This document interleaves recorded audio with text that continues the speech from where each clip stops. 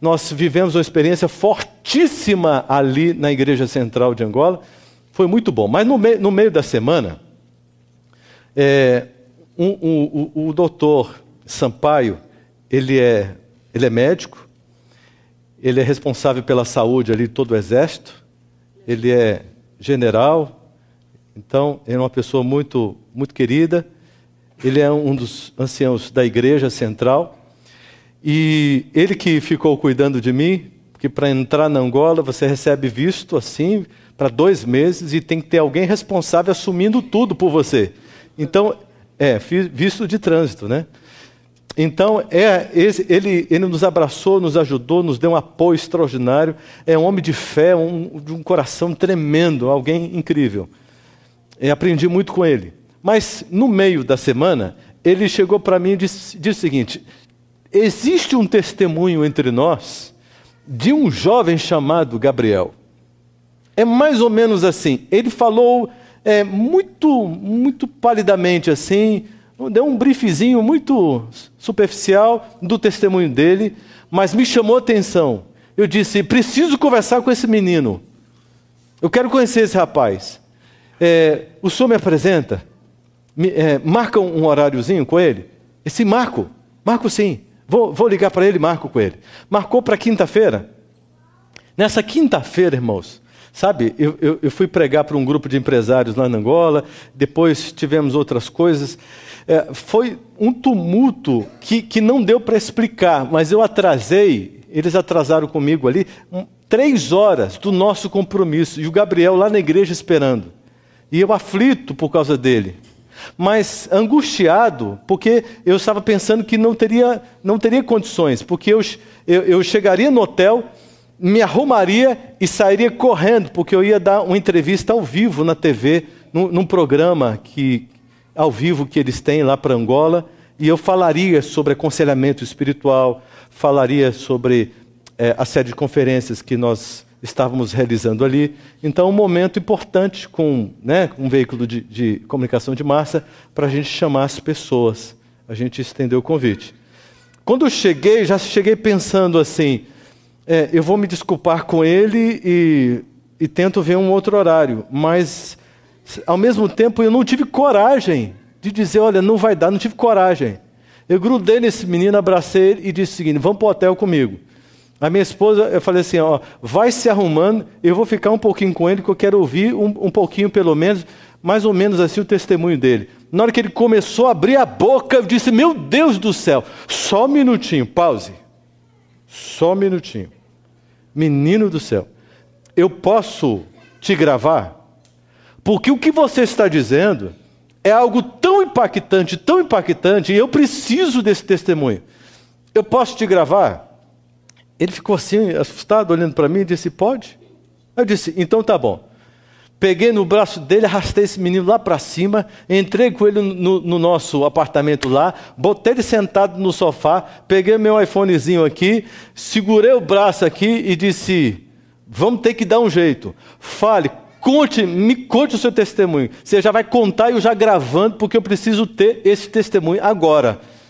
Aí segurei aqui, passei 1 hora e um quebradinho, com o braço assim, mas eu nem senti, irmãos, eu estava vibrando tanto, porque foi o testemunho mais forte que eu já escutei, que eu já ouvi na minha vida. Eu nunca aprendi tanto ouvindo um testemunho como eu aprendi com ele, ouvindo aquele testemunho. Quando ele terminou, eu dei um abraço nele e disse: meu amigo, por favor, preciso falar de novo com você. Obrigado, valeu, você é de Jesus, hein? Você não é do super-homem, não, você é de Jesus. Então, eu fiquei impressionado, irmãos. É uma coisa linda, maravilhosa. Fiquei entusiasmado demais. E é esse testemunho que eu quero contar para vocês agora, sem mais delongas. Quero contar para vocês. Bom, Gabriel. Quem é Gabriel? Nascido em Luanda, Angola, nessa data, 17/9/90. Um rapaz novo, né? 26, 27 anos, tá certo? filho e neto de feiticeiros. Ok? Preste atenção na origem dele. Escolhido para ser servo especial de Lúcifer. Lúcifer. De que forma? Sua mãe não podia ter filhos e consultou os espíritos. Fez uma consulta especial. E aqueles demônios, aqueles anjos, disseram para o casal: nós temos que consultar os nossos superiores para ver o caso. E damos uma resposta. E foram consultar e chegaram com a consulta já pronta. O próprio Lúcifer entrou no caso e disse: eu posso abrir a madre desta mulher, só que um filho é especial, dedicação absoluta, exclusiva para mim. É meu filho. E eles, obviamente, ficaram contentes e aceitaram de todo o coração. Ok, tranquilo, você escolhe, um filho é seu. Bom, ela ficou grávida, teve o filho, mas os espíritos chegaram e disseram: não é esse não, vai ser o próximo. Quando ela ficou grávida do próximo, do segundo filho, aí vieram recomendações especiais. Agora sim, sob toda a recomendação necessária, a mãe deveria ter um regime vegetariano estrito. Ok? Esse é o primeiro ponto. O objetivo era que ele tivesse saúde, né? E futuramente seguisse por esse regime e tivesse a mente clara. Então, o que os demônios explicaram para a mãe, para o pai? Disseram o seguinte: o ser humano é constituído pelo que come e bebe, vê e ouve.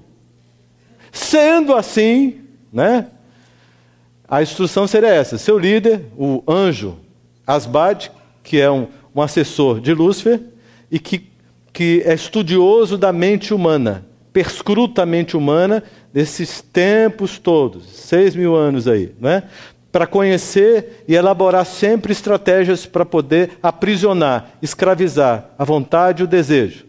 Ok? Então, esse conselheiro aí deveria anunciar o sistema luciferiano estabelecido para o mundo. Então, o pensamento era o seguinte: esse menino vai ser instruído por nós e ele vai anunciar para o mundo, partindo do seu país, o CFM, Crenças Fundamentadas em Mitos. Vocês vão entender como é que funciona isso, irmãos. Gabriel dizia o seguinte: eu convivia com os anjos em suas diversas formas e manifestações. Desde que ele nasceu, ele enxergava os anjos. Então sempre foi uma coisa normal para ele, né? E para que tivesse uma mente clara e fria, teria que ser vegetariano, mas para ser frio de sentimento, deveria tomar um suco especial todo dia que continha sangue humano, colhido em sacrifício. Tá certo? Uma história como essa, irmãos, é uma história muito recorrente na África, de um modo geral. Não causa tanto espanto. Só que o caso do Gabriel, ele é ainda mais especial, porque ele foi escolhido por Lúcifer, destinado para um ministério muito, muito separado, muito especial. Gabriel era ensinado pelos demônios que ele era um Deus, não é? E que o ser humano era simplesmente um objeto, nem merecendo viver. A vida é banal. A vida é banal. Então, desde o seu nascimento, Gabriel ele foi criado ali no sítio, junto dos seus avós, dos seus pais, mas na presença dos anjos. Então, os anjos cuidavam dele.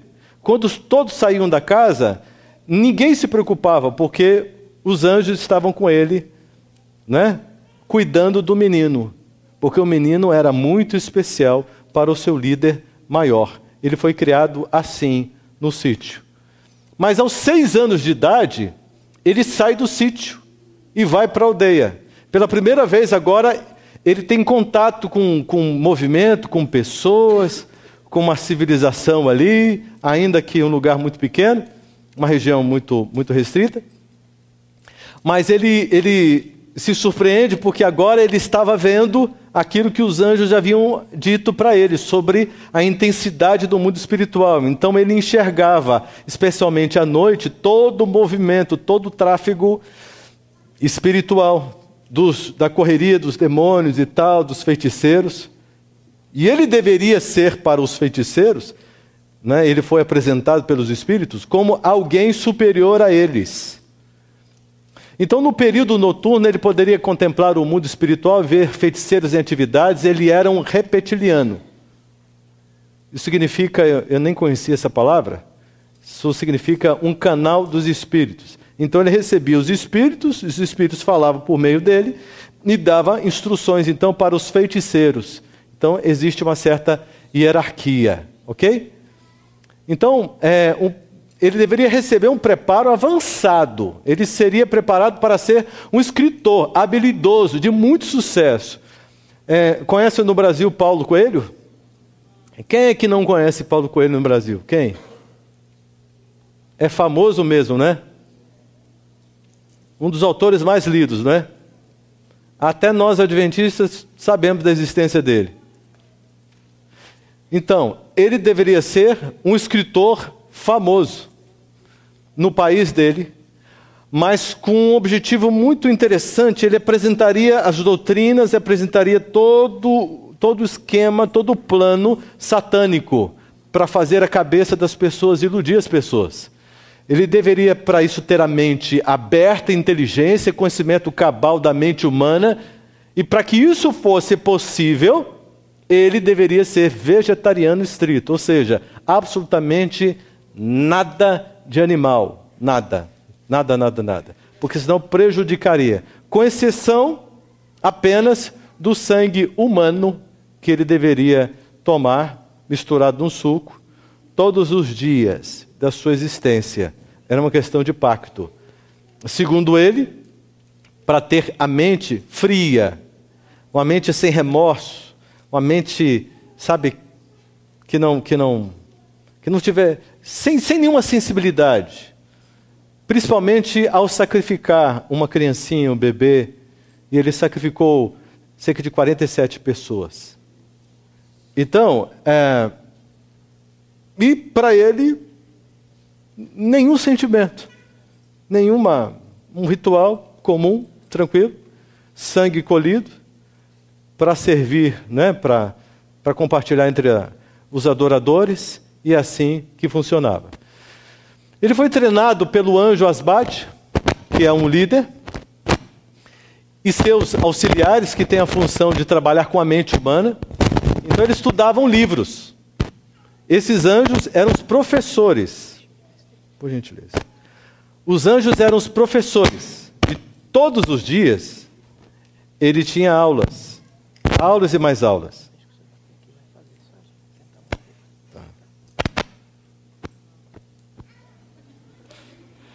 Todos os dias ele então...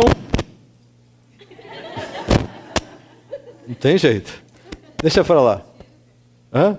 Pode? Você que sabe. Então tá bom. Tira o paletó? Ajuda? Tira o paletó? Talvez, quer tentar? Pode ser? Então vamos aqui. Olha só. Se tiver aí, tá bom. Então, olha só. A Bíblia foi apresentada para Gabriel. Os demônios estudaram a Bíblia para ele, deram um estudo bíblico de acordo com o esquema deles. Eles não apresentaram todo o esquema do plano da redenção. Apresentaram um monte de coisas para que ele conhecesse e pudesse pensar em como criar contrafações, mitos, para desviar a mente das pessoas e neutralizá-las contra aqueles ensinamentos. Tá certo? E vários outros livros ele estudou com os demônios para criar esses sistemas, ok? Todos os sistemas se baseiam no santuário. É o que Gabriel dizia. Ele diz que Satanás, ele não foge 1 vírgula do santuário. Para ele, não há interesse em criar qualquer tipo de plano, de esquema, de mensagem, qualquer coisa que esteja fora do santuário. Então, ele puxa dos símbolos do santuário, puxa dessas verdades, desses símbolos, que apontam para Cristo e o plano de Cristo para salvar a humanidade, e cria sua contrafação. Então, observe, do santuário, quais coisas que vocês conhecem assim que ele usa? Tem morte de bode? Tem derramamento de sangue? Tem incenso? Não é? Já chegou no ambiente, aquele incenso, aquela coisa. Então, observe, todos os símbolos do espiritualismo, do ocultismo, e ajunta tudo, está tudo dentro aqui do santuário, só que numa contrafação. Eles produzem um mito, uma mentira, mas tem como base o santuário. Então nada foge do santuário. Essa é a doutrina mais importante da Igreja Adventista do Sétimo Dia. Por quê? Porque a Bíblia inteira, toda a profecia converge para o santuário. Porque o santuário todinho é Cristo. A obra, o ministério, o caráter, a vida de Cristo, juntamente com a atividade do Pai e do Espírito Santo. Juntos, é a Trindade revelada. Então, tudo que a gente lê na Bíblia, você vai perceber que é o tempo todo dentro do santuário. O tempo todo. É por isso que é tão importante. E é por isso que é tão importante para Satanás e os seus anjos. Eles não fogem disso. E quem me falou isso foi o Gabriel. E quem falou para o Gabriel foram os anjos, os demônios que estudaram com ele, para ele ficar bem informadinho das coisas, não é? Então, observe algumas coisas que ele teve a oportunidade de estudar. Revelações aqui incríveis, que ele passou. Ele usa métodos para escravizar o ser humano. Métodos. Ele falou de métodos. Eu vou apresentar uma série de coisas incríveis para vocês, irmãos. Vocês vão ficar bem esclarecidos quanto a tudo isso. Métodos. Primeiro método. Apetite pervertido, é um embotamento da mente. Esse plano, esse método é aplicado com muita intensidade e tem todo um desenvolvimento para chegar até aí. Então, nesse método, eles têm que prever tudo. Né? Uma pessoa que não está ligada à fé, que não está ligada, né, ao cristianismo, etc., ele tem já um plano aí. Para um adventista do sétimo dia, ele já tem outro plano, para poder perverter o apetite e embotar a mente. Para ficar tudo morninho, bonitinho, tudo morninho, assim. E não reagir para nada. Porque aí não ameaça o plano dele. Então, ele tem que impor isso sobre as pessoas, no estilo de vida. Aí ele vai pegar de muitas maneiras e vocês vão entender.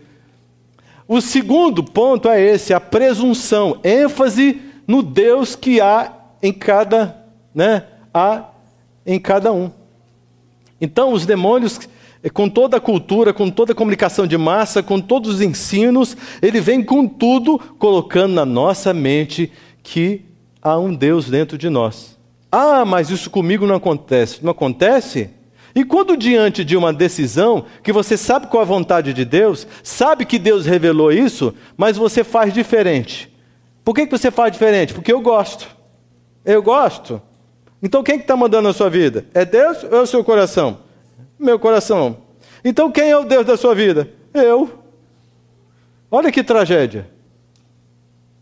Você entende? Todas as vezes que você faz o que você quer, dando as costas para o que Deus te orienta, te recomenda, você está agindo dessa forma. Só que o diabo tem um esquema para massificar e para te conduzir a esta realidade. Um terceiro ponto é esse: produção de ídolos para adoração. Vocês já perceberam que as máquinas midiáticas aí produzem novos ídolos a cada dia? Né? E as pessoas funcionam à base de ídolos, se encantam, se maravilham e tal, aquela coisa toda na mídia, por todos os lugares. E isso é um plano de Satanás. A idolatração de pessoas. A idolatria é abominável perante Deus. Mas continua. Isso aqui tudo são aulas, né? E estudos, é um resuminho, são só os tópicos de muito estudo que os demônios desenvolviam com Gabriel.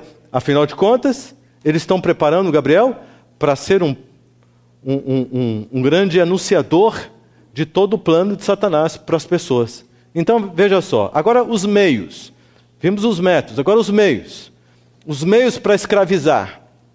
Primeiro, riqueza. Pobres e ricos, escravos da insatisfação do ter.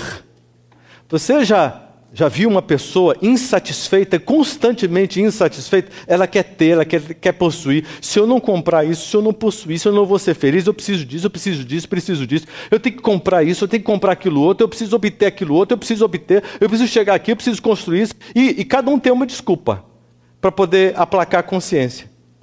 E se matam para isso. E se vendem para isso.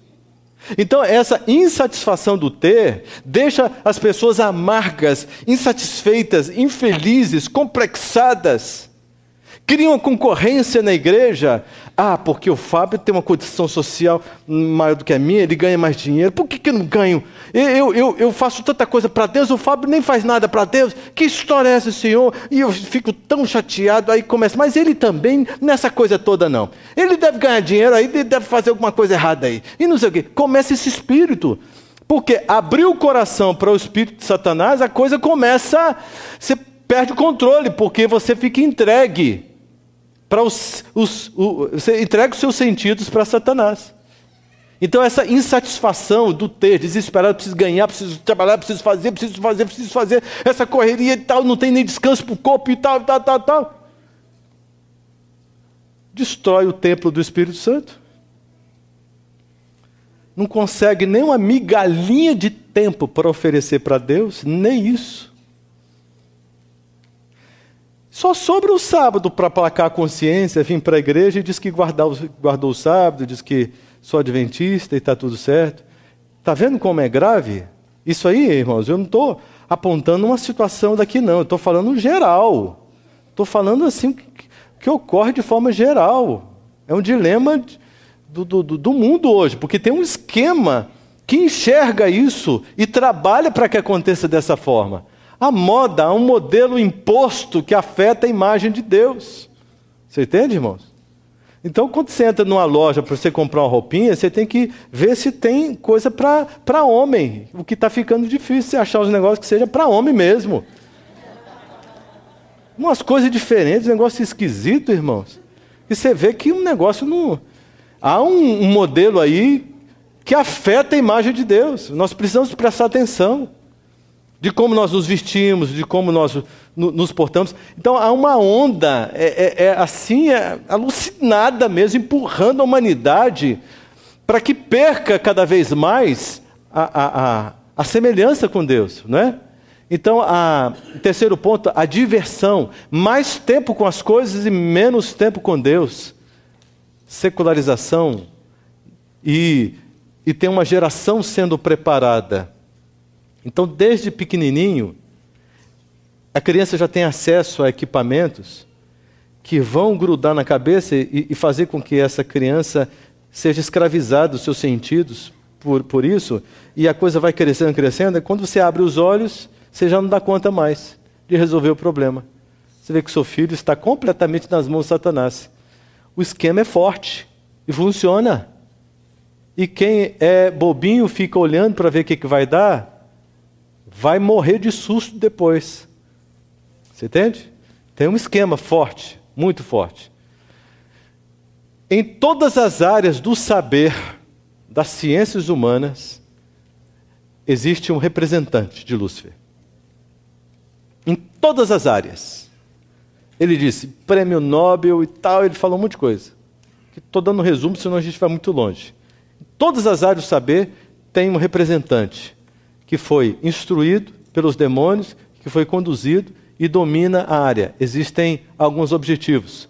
Segundo ponto, 2 grandes profetas se destacam no mundo do ocultismo cristão e surgiram nesse século. 2 profetas respeitadíssimos e super conhecidos pelo ocultismo. E o primeiro é esse, estudadíssimo. Esse é o profeta, né, a profetisa mais estudada no mundo do ocultismo. Por quê? Porque tudo que ela fala é necessário que se faça uma contrafação urgente. Porque ela é a profetisa do arqui-inimigo. Se é a profetisa do arqui-inimigo, então temos que conhecer para a gente produzir coisas contrárias. Desde pequenininho, Gabriel foi apresentado a esta personagem aí, para conhecer essa personagem. E Gabriel, desde pequenininho, ouviu dos demônios o seguinte: o nosso arqui-inimigo, que é proibido falar Jesus, não pode usar o nome de Jesus, é proibido. Mas ele foi informado, porque ele precisava saber, porque ele tinha que ser um escritor esclarecido, conhecedor, que este arqui-inimigo tem essa profetisa, e esse arqui-inimigo tem uma igreja, que é dele, Igreja Adventista Sétimo Dia. Desde pequenininho. Ele nunca viu uma igreja adventista na vida dele. Mas os demônios apresentaram para ele Igreja Adventista Sétimo Dia, como sendo a igreja deste arqui-inimigo. Então, odeia esta igreja. Aliás, Gabriel foi ensinado a odiar o seu próprio nome, pelo significado do seu nome. Então, ele nunca foi chamado de Gabriel. Ele foi chamado de Gabloi, que significa anjo mau, ou anjo caído. Uma identificação direta com o ser que o assistia e o visitava pelo menos uma vez por mês para ter uma conversa com ele sobre as estratégias. Um dia, Gabriel, ele foi levado para a China. E lá na China, uma reunião mundial de todos os satanistas, elaborando as estratégias para que o plano seja imposto de forma ainda mais arrojada em todo o mundo. Todos os satanistas, né, cineastas famosíssimos, sabe, pessoal da área da mídia em geral, e vários intelectuais e pessoas proeminentes, e Gabrielzinho ali, para poder conhecer tudo e saber quais eram os intentos, e recebendo a sua formação para poder agir. E Gabriel disse uma coisa assim, que uma das coisas que os demônios sempre primaram em causar guerras, e Angola sempre sofreu muito com estas guerras, e as guerras civis. Então, ele disse, Satanás despertava sempre partidos políticos sob a direção dele, mas para um ele dava tese e a outro dava antitese. Então vinha a luta, vinha a guerra, o ódio, né, a intolerância, e aí toda a sociedade sofria derramamento de sangue. Gabriel disse que numa certa feita ele estava num carro sendo conduzido por uma pessoa, e ele foi para uma região da Angola que estava em guerra, e quando ele desceu e ele olhou, ele viu um monte de demônios, dando risada e satisfeitos, e levantando sangue, e dizendo, e se satisfazendo, se realizando com todo o sangue, com tudo aquilo que eles estavam produzindo. Essa imagem foi muito impactante para ele. Olha só, Ellen White, conhecida e respeitada no mundo do ocultismo, por todos os seres espirituais. Agora, um segundo personagem, esse personagem do lado deles, né? Eu quero mostrar para vocês, porque ele é muito importante para eles. O nome, né? Aleister Crowley. 12 de outubro de 1875, ó, nessa mesma...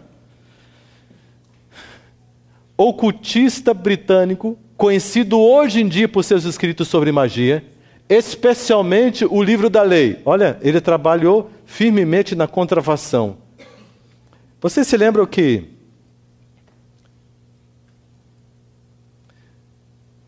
um cantor popular que morreu, aquele que usava cavanhaque, todo cavernoso, Raul Seixas. Raul Seixas usou várias letras deles. Isso, Paulo Coelho é discípulo. Então, Raul Seixas cantou muitas músicas com as letras aqui deste satanista. Então, olha só, o texto sagrado, né, e central da Telema, apesar de ter escrito sobre todos os assuntos esotéricos como a Cabala. Crowley também era mago, hedonista e crítico social. E muitas de suas façanhas, ele iria contra os valores morais e religiosos do seu tempo, defendendo a liberdade pessoal e espiritual, baseando a sua regra, né, de faz o que tu queres. Ó, esse cidadão foi o que colocou em prática o plano que Lúcifer criou, bolou, e que Gabriel teve que estudar a fundo, para entender todo esse processo e poder, então, entrar no Espírito. Olha só, este homem, né, iniciou essas revoluções, como crítico, etc.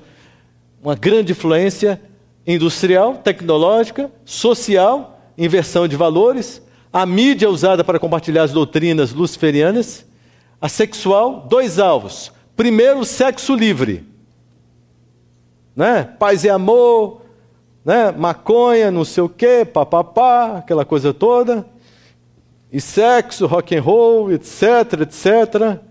Mas até aí ainda estava muito no campo hétero, né? A próxima etapa seria homossexual. Será que eles já estão atingindo sucesso nessa próxima etapa? É isso que está acontecendo? Hã? O homossexualismo, essa prática, a indução a esta prática, é um trabalho dos demônios, se aproveitando de fragilidades emocionais e de distorções da imagem do Pai, que os próprios demônios criam também no coração da criança. Olha só, pela Revolução Industrial, a tecnologia e tudo, enfim, tudo isso está a serviço. Toda a mídia empurra o indivíduo para esta revolução, que continua. Drogas, legais e ilegais, a cada esquina por aí, não sei aqui, mas no Brasil, cada esquina tem uma boca que vende droga. Aqui é assim também ou não? Bom, o mundo está... a revolução religiosa, inversão de doutrinas, pacto satânico popularizado, música, tirar da razão e conduzir para a emoção, do racional para o emocional, arrebatamento de sentimentos. Irmãos, isso que eu estou colocando aqui, esse slide aqui e esse aqui, eu escrevi do jeito que o Gabriel me contou, me falou, me informou, daquilo que os demônios disseram para ele, repassando essas revoluções que o profeta lá, o Crowley, né, do maligno, foi usado para introduzir no mundo com sucesso.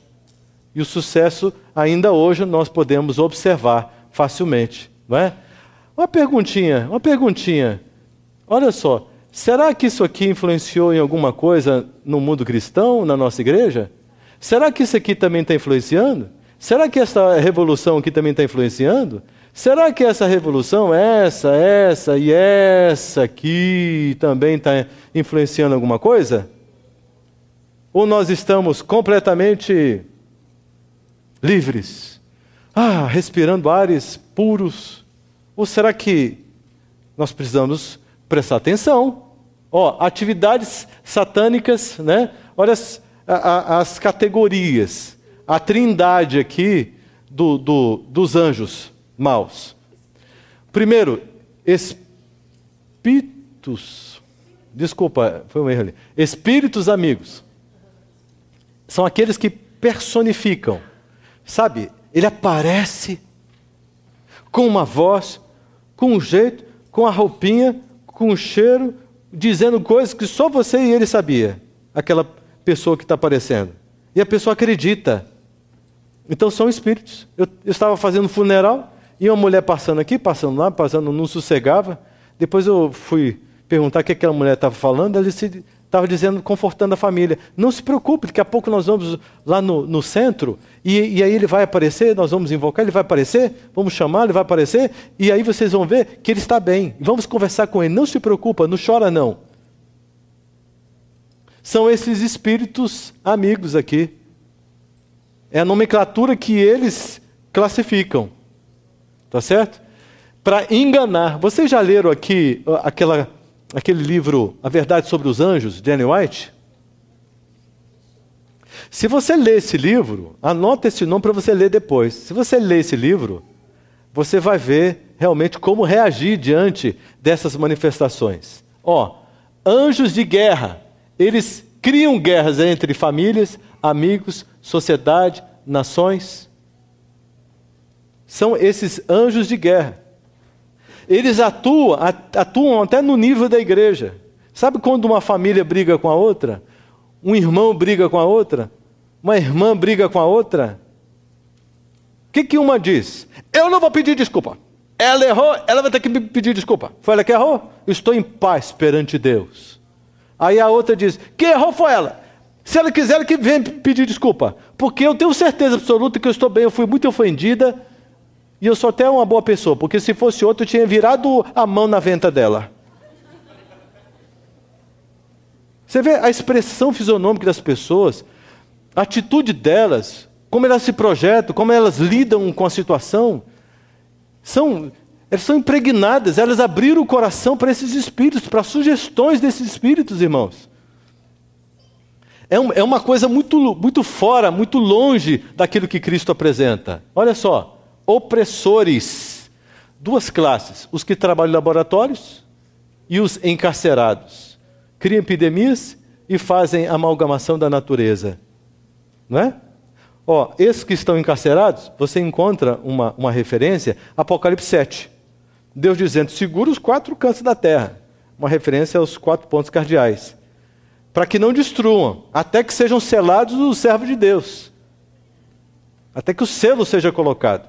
Para que eles não destruam a terra. Né?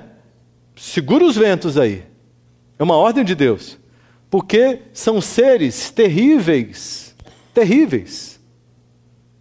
E eles estão atuando. E nós podemos ver claramente as consequências de tudo isso. Graças a Deus, pelos anjos de Deus. E vamos saber algumas coisas sobre isso também. Ele me falou que tem 2 grupos de pessoas. Tem os mortos-vivos e os vivos. Ele foi muito enfático quando ele apresentou isso. Porque foram os demônios que disseram para eles, olha, quando você vê um morto-vivo, ele está nas nossas mãos. Nós podemos tocar, nós podemos colocar um mal sobre eles. Podemos colocar um câncer, podemos colocar uma doença, podemos colocar dores. E podemos tirar. Ele está sob nosso domínio. Por quê? Porque este morto-vivo, ele só está vivo, respirando, mas ele está condenado. Sob a condenação ele está morto. Está morto. Morreu é festa para os demônios. Está condenado, está morto. Está para a segundona. Vai ressuscitar só para receber o fogo, saber por que está recebendo fogo. Agora os vivos, esse nós não podemos chegar perto. Nós não podemos tocar, a menos que exista alguma autorização especial negociada em instâncias superiores. Como foi, por exemplo, o caso de Jó, não foi? Não houve uma autorização? O diabo não podia colocar a mão em Jó. Mas Deus autorizou com um objetivo. Primeiro objetivo de salvar Jó. Segundo objetivo de evitar, quem sabe, que algum coração de seres não caídos pudesse, ser influenciado ou encantado pela argumentação de Satanás. Porque ali eles viram a luta do grande conflito, desvendado diante deles. Não é? E o terceiro motivo é para poder nos transformar e nos ajudar hoje. Porque olha só o benefício do livro de Jó. Certo? Inclusive foi o livro de Jó que converteu, eu tenho essa impressão no meu coração, que converteu e ensinou para ele, deu toda a estrutura teológica necessária para Moisés, lá em Midian. Tanto é que Moisés acabou escrevendo, porque ele disse, a humanidade não pode ficar sem isso. E o Espírito Santo inspirou a escrever. Foi o primeiro livro da Bíblia. Jó. Não é? Então, os vivos são os cobertos pela graça. Eles estão vivos e estão vivos mesmo. Estão vivos e vivos eternamente. Eles não morrem, eles estão vivos. Morte no sentido de morreu, está condenado à morte eterna. Mas se morrer, apenas dorme, porque ele vai ressuscitar e vai viver. Então eles estão vivos. Olha só que conceito, eu nunca parei para pensar dessa forma. Mas os demônios ensinaram Gabriel dessa forma. Incrível, né? Ele se mantém em Cristo. Não é? Olha só, 2 grupos de pessoas. Quando um ser rejeita Deus, os demônios o reclamam imediatamente. Entretanto, a intercessão cria resistência. Você tem um filho que se rebela contra Deus. Eu não acredito mais em Deus. Eu sou ateu. Eu sou não sei o quê. Papapá, aquela coisa toda. A sua intercessão cria uma resistência e um controle pela misericórdia de Deus, atendendo a sua oração, mediante a atuação direta do Espírito Santo naquele coração, porque você está pedindo. A oração intercessora é fortíssima. Fortíssima. Ô, Osés, daqui a pouco você entra. Tá bom. Olha o que Gabriel disse. Me sentia poderoso, mas muito infeliz. Tinha um coração frio, mas mais cruel do que um pedófilo. Era muito calmo e ninguém podia desconfiar de mim. Ninguém poderia desconfiar de mim. Incrível isso, irmão. Mas Gabriel começou a pensar. Quem eu sou e para onde eu vou? Ele se sentia escravo, ele não podia escolher, não podia pensar, não podia decidir, não podia fazer nada do que ele quisesse. Ele estava plenamente a serviço de Satanás e seus anjos. Ele não tinha personalidade, ele não tinha escolha, ele não tinha nada. Ele só fazia o que o diabo queria. Ele se sentia escravo. Ele diz, eu vi pessoas em todo o mundo, reis e autoridades, que pertenciam a Satanás. Uma pessoa sozinha não sai viva do pacto. Ele não tinha essa compreensão, somente pelo poder de Deus. Ele disse isso depois, né? Mas ele dizia, eu nunca vi uma pessoa quebrando o pacto que fez com Satanás, saindo viva. Então ele não conhecia outra possibilidade. Depois que ele ficou sabendo sobre esta possibilidade de sair do pacto. Era proibido anunciar o nome e fazer perguntas sobre a verdade. Ele dizia o seguinte, todas as vezes que eu queria fazer alguma pergunta e estava no sentido da verdade, os anjos se irritavam, ficavam nervosos e mandavam ele calar-se. E ele tinha que se calar, porque senão ele sofreria. Quem é o príncipe ou soberano do outro lado? Ele ficava pensando, quem é? Porque eles temem tanto? Um anjo desse outro líder afugentava mais de 30 dos nossos. E ele ficava pensando, este inimigo nosso, ele é muito mais poderoso. Porque um anjo dele, quando se apresenta, todos os que estão comigo se afugentam. Em algumas oportunidades que ele chegou perto de alguém acompanhado por um anjo de Deus, quando ele passava, ele tinha que passar longe. Porque se ele se aproximasse, nenhum anjo que acompanhava ele, os os que o acompanhavam desde o nascimento, ficavam perto. Por que isso? E ele perguntava e eles ficavam nervosos, muito irritados. Em uma missão para destruir uma casa de missionários, para destruir um casal de missionários, obrigado.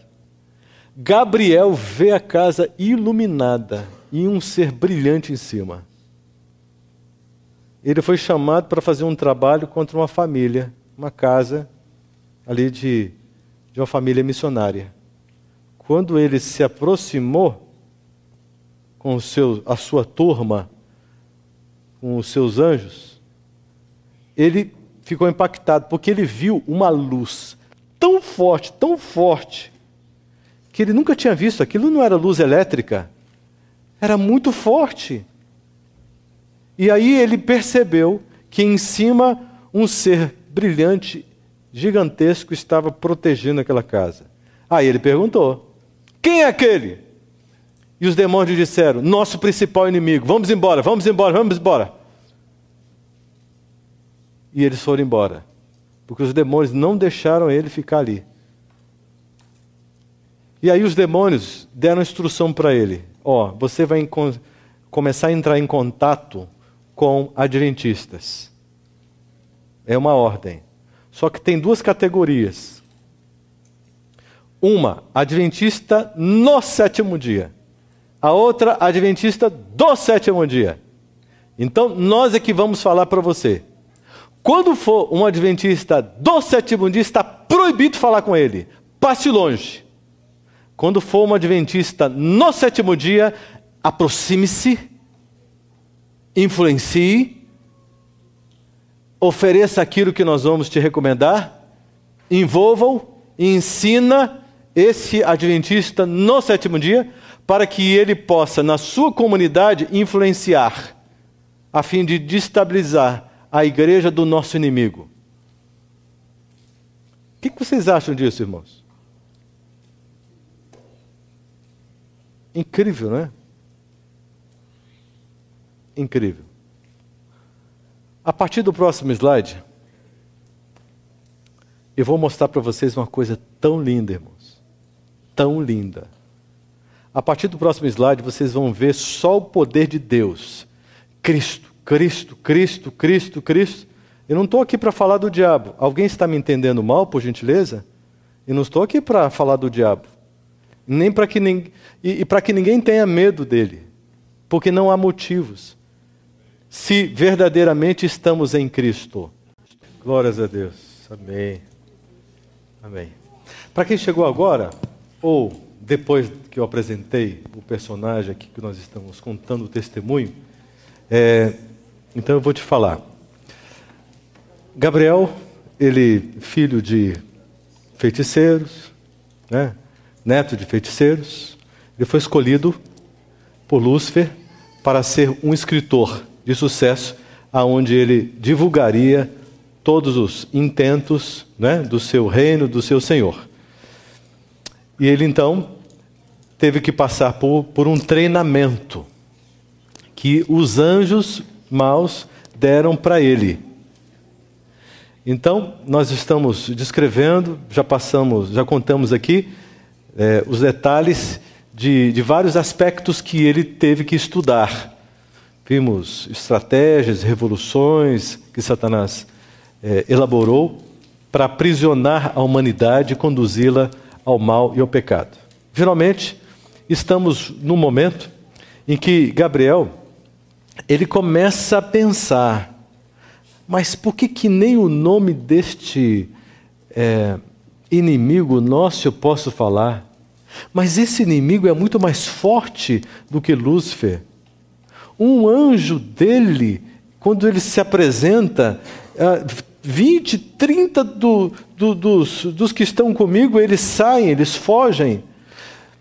Mas o que está acontecendo? Por que eu me sinto tão deprimido? Por que eu não tenho paz? Por que eu sou um escravo? Tenho tantas promessas deles, mas nada se realiza. Eu sou alguém usado por eles o tempo todo. O que está acontecendo comigo? Esse inimigo tem uma profetisa que nós precisamos estudar para fazer tudo diferente. Esse inimigo tem uma igreja, tem membros dessa igreja que eu não posso entrar em contato, outros membros que são fracos, estes eu posso entrar em contato para influenciá-los, mas não posso nem entrar nesta igreja. O que acontece? O que acontece? Ele está confuso, ele está impressionado com essas coisas que ele está constatando na vida dele, na história dele. No encontro com um missionário adventista, numa loja que ele foi, ele chegou na loja, entrou, e havia um missionário adventista ali, o nome dele lá de Ventura, e ele então se aproxima de Gabriel e faz uma abordagem. Gabriel quis se esquivar, mas esse missionário foi tão jeitoso, etc., e começou a falar coisas a respeito da vida dele. Essa é a impressão que ele tinha quando ele estava ouvindo o Evangelho, que liberta da escravidão, que dá paz ao coração, e começou a fazer um apelo, e ele ficou com o coração trancado e cheio de raiva. Gabriel, nesse momento, começou a pensar: ele não sabe com quem ele está falando. Eu vou ensinar para ele. E ele, então, tentou buscar ali apoio dos seus anjos e não tinha nenhum com ele. Uma situação incomum. E ele ficou vulnerável. E teve que escutar sobre esse Jesus que é a liberdade. Simplesmente eles não apareciam, os demônios, ele ficou completamente desarticulado. Ao dormir, veio uma claridade muito grande, na noite que ele estava descansando, uma claridade muito grande, e os demônios saíram, e ele acordou e olhou, e não tinha, os demônios saíam. E somente a mente dele funcionava, porque ele ficou completamente paralisado diante desta luz tão forte que se apresentava para ele. E alguém apareceu. Ele ficou completamente assim, imobilizado, anestesiado. E ele pensou: eu faço isso com as pessoas para destruí-las. Quando ele se aproximava de uma pessoa, ele pedia para que os anjos neutralizassem essa pessoa, e ela ficava imóvel, e só a mente dela funcionava. Agora Gabriel estava diante deste ser, e só a mente dele funcionava. O que ele fazia com as pessoas, este ser estava fazendo com ele. Ele estava imóvel, não conseguia reagir. Gabriel, ao lidar com Lúcifer, ao lidar com o anjo Asbade, ao lidar com os demônios que o acompanhavam, ele descobriu uma coisa, que o que ele pensava, o que ele questionava, o que ele tinha na mente dele, ninguém conseguia descobrir, nem o próprio Lúcifer. Então ele ficava tranquilo, só olhando e desconfiando, e questionando, mas simplesmente não falava nada, e não era descoberto. Mas quando esta pessoa se apresentou para ele, e começou a falar com ele, porque lia a mente dele, ele pensou em algo e pensou assim: quem é você? Quem é você? E este ser se apresentou: eu sou Jesus, eu sou Jesus. E começou a falar com ele. E ele ficou impressionado, porque aquele ser podia ler o pensamento dele. E ele pensou: este é muito mais poderoso do que Lúcifer, muito mais poderoso. E ele passou cerca de 5 horas fazendo perguntas e recebendo todas as respostas. 5 horas. E Cristo, olhando para Gabriel, disse para ele: eu te criei para algo melhor. Tenha paz. Eu sou aquele que você persegue. Contou a história da redenção e seguiu até a sua morte de cruz. Depois falou sobre os mundos não caídos. Gabriel disse: eu experimentei a paz pela primeira vez. Jesus falou para ele: eu só estou aparecendo para você porque você me chamou. Porque todas as vezes que você pediu paz, pediu liberdade, eu sou a paz, eu sou o seu libertador, você estava me chamando, é por isso que eu estou aqui. E Cristo olhou para Gabriel e disse: você quer seguir-me? Eu não te darei o que lhe foi prometido pelos demônios, mas te darei a vida eterna. Gabriel, neste mundo você vai sofrer, mas eu estarei com você. Gabriel disse que Satanás, o Lúcifer, lhe prometeu tantas coisas incríveis, tantas coisas, sucesso, poder, dinheiro, tantas coisas. Ele estava sendo preparado para ser alguém com muita influência, com muito poder, com muita força, com domínio. O ego dele estava sendo construído nessa direção. Observe o que Cristo está prometendo. Não te darei o que os demônios te prometeram. Você vai sofrer, mas eu te darei, eu estarei com você. Que coisa maravilhosa, irmãos. Gabriel lançou-se no chão, pediu proteção e disse: se o Senhor proteger a minha vida, eu quero quebrar o meu pacto, o pacto que eu tenho com o teu inimigo. Se o Senhor me proteger, eu vou te servir para sempre. E Gabriel, se lançando no chão, disse para ele: eu sou teu escravo, faça uso de mim, eu quero te servir, eu sou teu escravo, por favor, me aceite.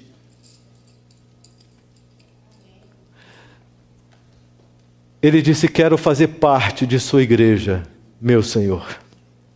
Que coisa impressionante. Olha,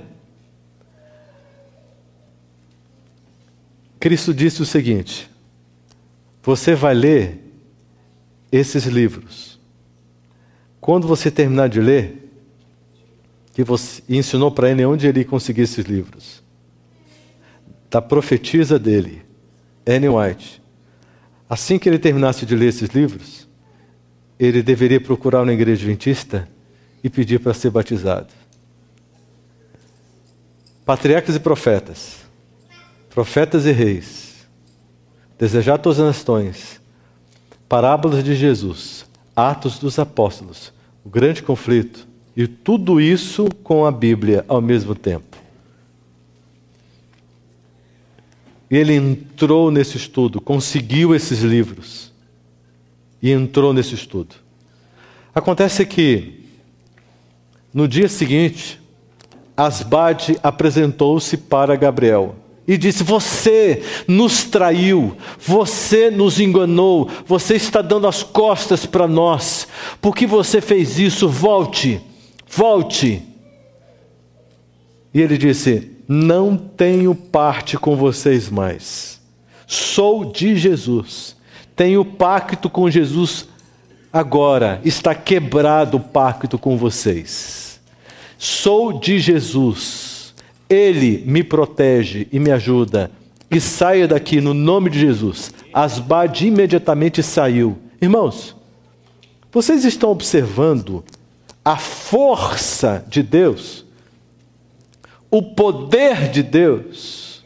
Quando Cristo obteve a sua vitória na cruz do Calvário, acabou o domínio de Satanás nesse mundo. Ele só domina onde ele é convidado ou ele é permitido, autorizado. Quando ele não é autorizado, ele não tem capacidade, não tem força, não tem poder, não tem condições para entrar e para dominar. Não tem. Não tem.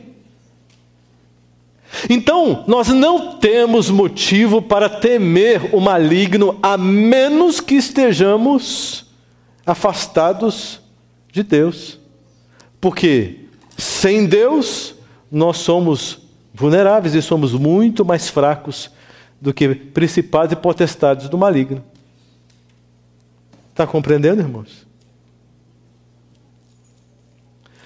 No outro dia, apareceu Lúcifer.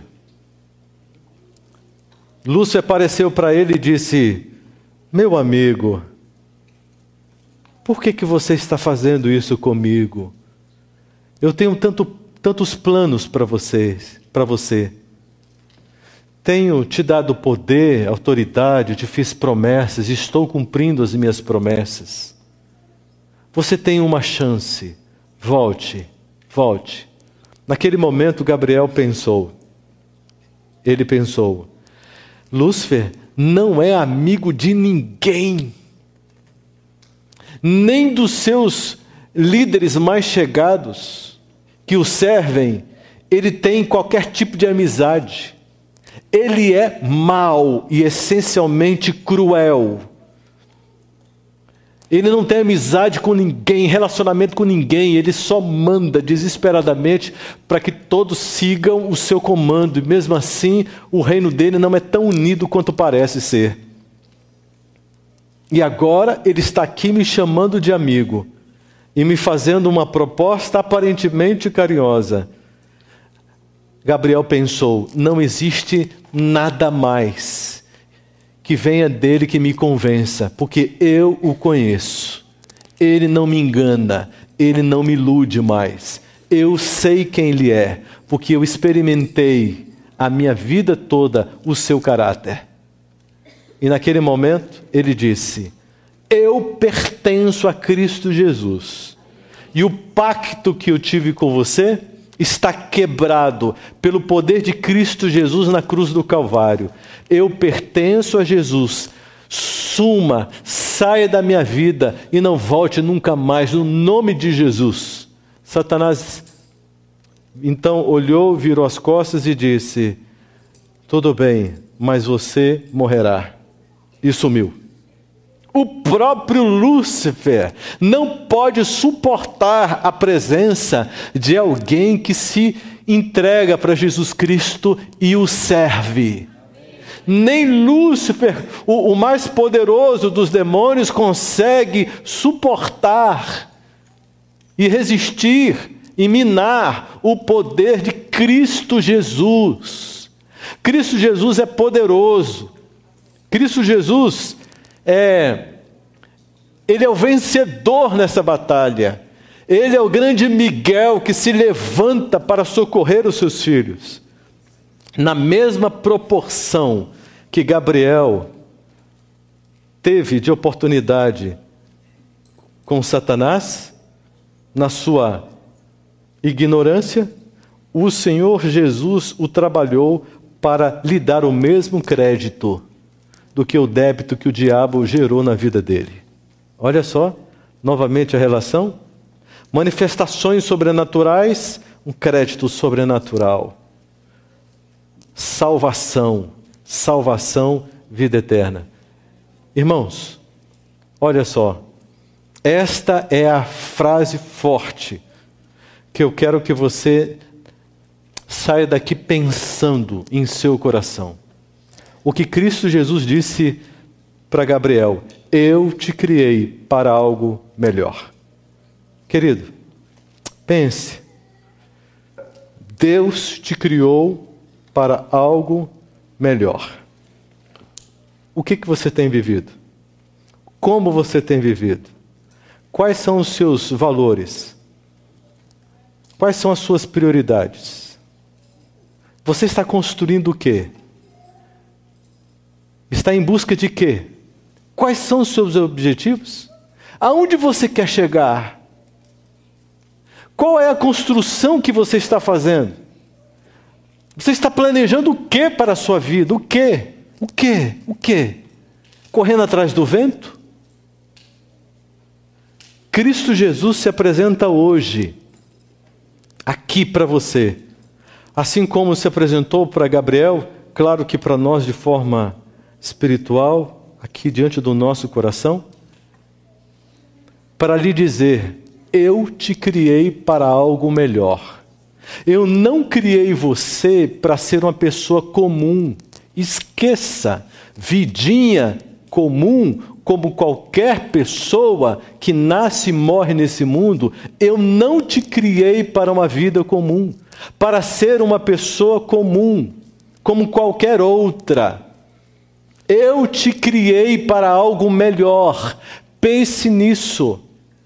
Eu te criei e te elegi para você ser o meu servo. E quando nós nos colocamos diante de Deus como servos, Ele nos abraça, olha para nós e nos chama de filhos. Dá para entender isso? Nós nos apresentamos para Ele como servos.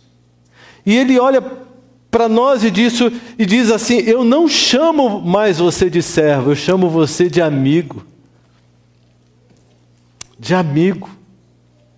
Porque um senhor não conta para o seu servo que vai no coração dele, mas eu quero relacionamento com você. João 15, verso 16. Eu quero me relacionar com você, então eu vou chamar você de amigo, porque eu quero compartilhar o meu coração com você. Você se apresenta como servo e eu te chamo de amigo. Quando nós nos apresentamos como escravo, Ele nos abraça e nos chama de filhos. Filhos por adoção. Romanos 8,14. Todo aquele que anda no Espírito, que tem esta unção especial, é chamado de filho, filho de Deus. Deus te criou para algo melhor. Deus não te criou para uma convivência na Igreja Adventista Sétimo Dia, no padrão de um laodiceano. Deus não te criou para isso. Existe algo melhor para você. Deus está preparando você, quem sabe, possivelmente, para fazer parte dos 144 mil. Quem sabe Deus está te chamando para ser um mártir. No sentido físico, se isso for requerido. Mas ninguém verá a glória de Deus se não for um mártir no coração, sem ter morrido para o eu e para a carne. Eu te criei para algo melhor. Eu te criei para ser luz. Eu te criei para ser sal para a terra, para as pessoas, a humanidade. Eu te criei para um ministério, para uma missão. Você tem um chamado. Um chamado. Você sabe qual é o seu chamado? Você sabe qual é o ministério que o Espírito Santo está aguardando que você aceite? Já teve esse interesse? Já abriu o seu coração para esta perspectiva? Ou você acha que é uma pessoa que foi destinada para ter uma vida comum, como qualquer outra nesse mundo? Ou como um membro qualquer, de uma igreja cristã qualquer? Não. Você foi criado para algo melhor, para algo superior. Deus está sonhando em seu coração ter toda a autorização necessária para transformar você na luz que Ele sempre sonhou, que Ele sempre desejou.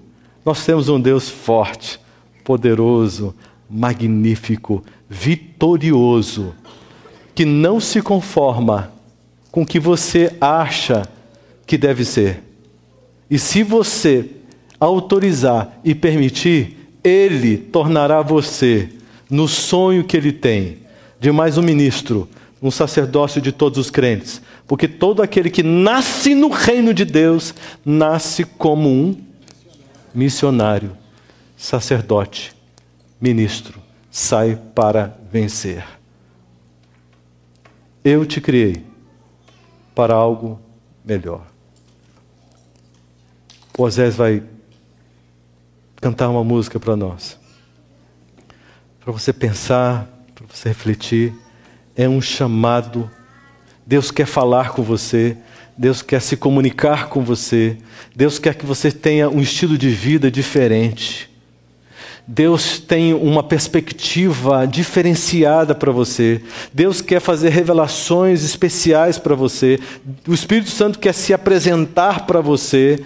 Ele quer que você tenha um jeito de pensar diferenciado, que você pense com a mente de Cristo, que você tenha uma experiência madura na sua experiência espiritual. Deus quer te usar para ser uma luz aonde você for. Deus quer te usar para ser um ministro do seu trabalho, um ministro de Deus na sua escola, aonde você for, aonde a planta dos seus pés forem posicionadas, você será luz, você será bênção, um instrumento de justiça de Deus, um instrumento de libertação. E aonde você chegar com os seus anjos poderosos de Deus, demônios não poderão ficar perto, estarão repreendidos no nome de Jesus. Aí sim você verá milagres acontecendo no seu casamento e com os seus filhos, na sua casa, na sua vida pessoal. Aí sim você enxergará um poder de Deus agindo de uma forma livre.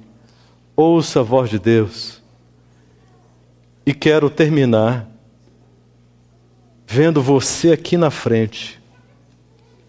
Você que sentiu-se quebrantado pelo Espírito Santo e persuadido por este Espírito a assumir um novo padrão de vida, a assumir um novo posicionamento de vida, a ter interesse em buscar de Jesus qual é o significado da sua existência. Em outras palavras, qual é o seu ministério nesta terra?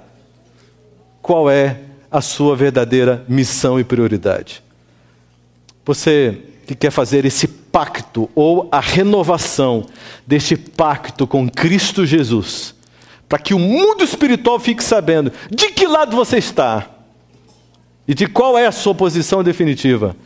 Enquanto você ouve essa mensagem e ao sentir-se tocado, venha novamente aqui para podermos orar juntos e clamarmos diante do Senhor Deus. Um dia desses, isso já faz uns 4 anos mais ou menos, eu acordei numa manhã, e assim que eu acordei e abri os meus olhos, eu ouvi uma voz. E essa voz me disse assim: eu não quero mais sentir saudades de você.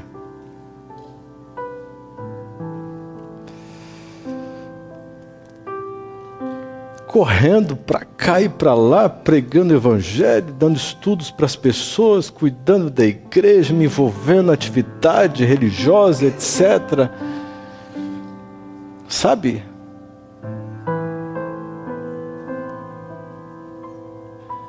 E de repente eu escuto: não quero mais sentir saudades de você. Irmãos, eu me ajoelhei e pedi perdão, misericórdia para Jesus. Nós somos criados para o relacionamento e Deus não abre mão disso. O tempo todo buscando reatar este relacionamento, esta intimidade. Esse é o sonho de Deus, essa é a vontade de Deus. Ele não desiste disso. Ninguém tira isso da cabeça de Deus. De ser o seu melhor amigo, o meu melhor amigo. Intimidade, Deus quer isso, porque para isso nós fomos criados. Esta é a razão da nossa existência. É exatamente por isso que nós nunca vamos ser felizes em qualquer outro projeto, ainda que seja religioso, se não for por esse caminho, intimidade com Deus. Será que você pode vir? Você anda sentindo saudades? O Deus anda sentindo saudades de você, de mim? A gente tem um relacionamento já de muito tempo. E eu tenho uma experiência com o Manassés que eu nunca contei e não conto isso. Mas eu tive 2 momentos muito fortes com eles. Eu estava passando por uma crise no meu casamento muito forte. E eu chamei ele um dia para orar e falei: estou cansado de ser capacho do inimigo. A gente estava na capela juntos. fomos para a capela, e ele falou para mim assim: então, é você que escolhe. É você que escolhe. Mas o mais forte, eu estava ouvindo vozes. Um dia, eu estava em casa, escutava chamar o meu nome. E eu estava no processo de buscar, de orar. E eu comecei a orar e eu começava a escutar, me chamar, falar meu nome, assim, com todas as letras.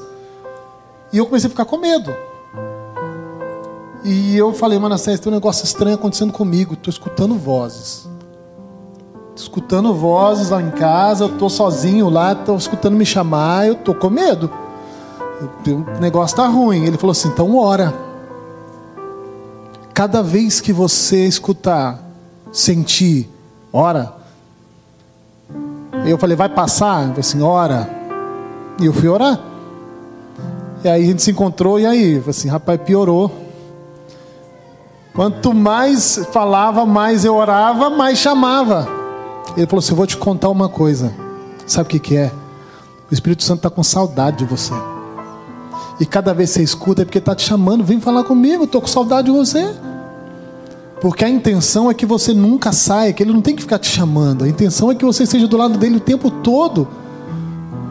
E isso fez uma diferença muito grande para mim. Você não faz ideia. Você não faz ideia. Eu te ouvindo aqui, vendo falar, e eu te criei para algo melhor. É algo assim que passou comigo. Eu vivi, tenho vivido. E cada vez que eu escuto, quando eu sinto, eu falo assim: eu estou longe. Perdoa, Senhor, eu preciso voltar a ter mais comunhão de novo. E é a pura verdade. Deus está chamando. E Deus está chamando. Alto. Deus tem gritado. Amém. Amém. Deus está chamando. Deus está chamando. Irmãos, será que foi mais uma semana dessas interessantes? Que você aprende umas coisinhas novas e tal, que legal. E depois a vida continua do jeito que está? Como é que foi? O que chegou para o seu coração? Essa é a minha angústia. É por isso que depois de cada pregação, falando com uma pessoa e outra, eu pergunto: você entendeu? Você entendeu? Você entendeu? Eu chegava em casa, no hotel, para minha esposa e perguntava: será que as pessoas entenderam? Será que entenderam? Existe um plano. Existe uma diretriz de Deus, um sonho de Deus, e nós estamos longe dele. Será que nós compreendemos isso? E será que nós nos sentimos estimulados por este amor e motivados suficientemente a uma reação definitiva para nos liberarmos dos ciclos viciosos, daquilo que nos escraviza, que tem a ver com o mundo? Será que foi o suficiente? Irmãos, eu estou aqui terminando essa semana de oração e a minha cabeça está 1000 por hora, angustiada. Eu estou aqui clamando ao Espírito Santo: Senhor, o que aconteceu? Perdemos tempo? Ou agravamos a situação de uma igreja, pesando-lhe na consciência, e apenas isso, para que sofram ainda mais? É tudo ou nada. Ou partimos para uma consciência cauterizada e aplacada por uma racionalização pessoal, ou partiremos definitivamente para o ideal, para o sonho de Deus, a vontade de Deus? Tem alguma dúvida? Então mergulhe no estudo, busque auxílio, busque ajuda do Espírito Santo e peça o esclarecimento. Irmãos, em meio a tantas contrafações, o diabo tentando arrastar de todos os lados, você, sua esposa, seus filhos, da sua casa, mas há espaço para uma decisão, e basta uma decisão para você acionar o poder do céu em seu favor. Aí sim é poder de verdade à sua disposição, é o poder de Deus, não é conversa fiada, Não é uma questãozinha de demôniozinhos, não, que se apresentam e atemorizam as pessoas. Não, é poder de Deus que vem, liberta, te resgata e chega perto dele e diz: filho, eu te amo e quero me relacionar com você. O que aconteceu comigo e com vocês? Essa pergunta que vai ficar no meu coração. Essa é a minha oração e esse é o meu clamor. Porque a gente aprende a amar, a gente ama mesmo. A gente se doa mesmo. A gente sente a agonia do Espírito Santo, querendo alcançar, querendo ligar, querendo... E Deus falou para mim, pode ser estranha essa minha conversa, mas Deus falou para mim, que aqui é uma igreja que haveria muitas resistências de corações, haveria uma luta muito grande, mas o Espírito venceria, e eu confio nesta palavra, porque só assim que eu posso sair daqui com a cabeça mais tranquila, confiando na promessa do Senhor Deus, porque se não fosse essa promessa, eu não sei como eu sairia daqui, porque pesa uma responsabilidade tremenda, para aquele que traz a palavra, tão indigno e miserável quanto eu sou, no alto da minha incompetência pessoal, chegar aqui e fazer um convite ao Evangelho, um convite à lucidez espiritual, um convite ao revivamento, à reforma, um retorno à essência perdida. Quem sou eu para fazer isso? É uma dessas coisas loucas de Deus, contar com uma pessoa como eu. Mas enfim, estamos aqui, e esta oportunidade não pode ser perdida. Nós não vamos sair daqui com o diabo rindo de nós. Nós vamos sair daqui com o triunfo da vitória de Cristo Jesus. Isso para a gente é a realização. Isso basta. Porque eu quero ver uma história de uma igreja, juntamente com esse pastor querido, tocado por Deus, homem de Deus, separado por Deus, para cuidar de vocês, para dar apoio espiritual para vocês, como tem feito e fará cada vez mais. Eu quero chamar minha esposa aqui para orar comigo, e nós vamos orar. Me presta o microfone. Minha esposa vai fazer uma oração de bênção, e eu vou concluir no nome de Jesus.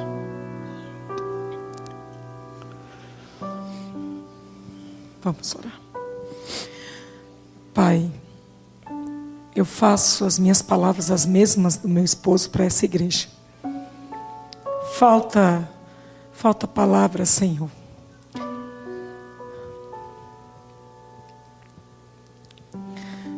Para expressar o que vai aqui dentro.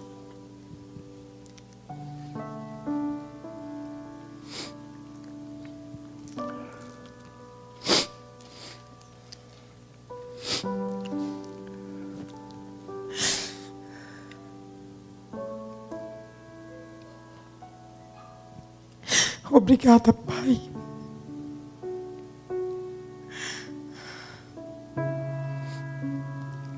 Não pelas emoções, mas pela manifestação do Teu Espírito. Amém, Pai. Senhor, a esperança é muito grande, minha e do meu esposo, de que essa igreja ressuscitou. De que essa igreja compreendeu a sua mensagem, o seu carinho, o beijo e o abraço de Cristo Jesus. Um Deus preocupado, tão ansioso, tão angustiado, como o Senhor estava com os discípulos, que eles não entendiam o que ia acontecer. E eles dormiram. Senhor, essa cena sempre vem à minha cabeça, porque é o nosso estado de Laodiceia. E ninguém aqui, a partir de mim, pode dizer que não é Laodiceia. Mas o nosso estado de Laodiceia não precisa permanecer. Amém, Senhor Deus. A escolha minha, a escolha nossa, de tirarmos esse estado da nossa vida. Verdade, Senhor. Seremos a última igreja. Isso é profético. Somos Laodiceia por Apocalipse, escrito, inspirado por Ti, Senhor. Amém. João escreveu isso. Como negar e tirar isso? Mas podemos negar tudo que o mundo contém, tudo que ele tem para nos destruir. O Senhor mesmo disse, Cristo Jesus, disse para os seus discípulos, olha, eu não peço que os tires do mundo, mas o mundo saia de vocês. Amém. Jesus nos deu a vida eterna, promessa maravilhosa. Se o Senhor cumpriu tudo até aqui, as penúltimas páginas da Bíblia, só faltam elas para acabar com esse mundo. Então aumenta a nossa fé, Senhor. Como aquele homem que pediu para aumentar a fé, aumenta a minha e a fé de cada um aqui. Restaura a vontade imensa, a fome de paz, fome de pão da palavra, fome de amor, fome de perdão, fome de Cristo Jesus. Senhor, alimenta a nossa alma. A gente precisa disso, Pai, a partir de mim.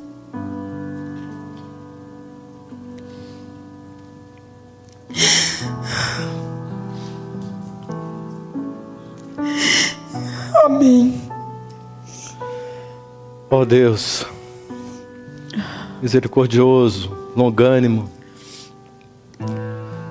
quero apresentar diante do trono da Tua graça, da Tua misericórdia, esta igreja tão linda, com pessoas tão preciosas, caríssimas, que custou o sangue de Cristo Jesus. Pessoas tão lindas, Senhor. Abrace com Teu amor e com Teu cuidado os mais especiais. Abra a mente e o coração para que perseverem. Lutas difíceis virão, grandes desafios, mas que não desanimem nunca, porque daqui a pouquinho, daqui a alguns meses, Jesus voltará. Abraça o Teu povo, abraça a Tua igreja e jorre o Espírito Santo como chuva serôdia sobre todos, no nome de Jesus. Amém.